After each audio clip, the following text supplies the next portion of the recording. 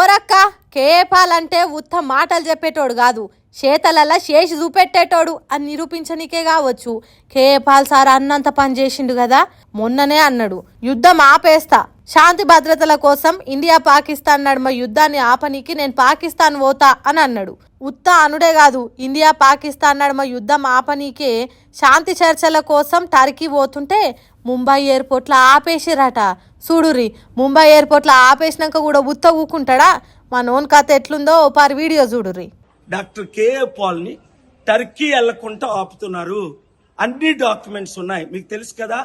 For 37 years I'm travelling the world, presidential adviser for 155 countries, and still నన్ను ఎందుకు ఆపుతున్నారు?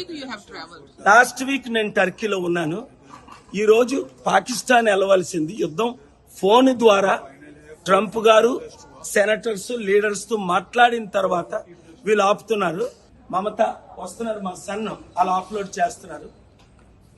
ఇది అందరూ చేస్తుంది, ఇది అవినీతి. ఇది ఎవరు చేస్తున్నారు?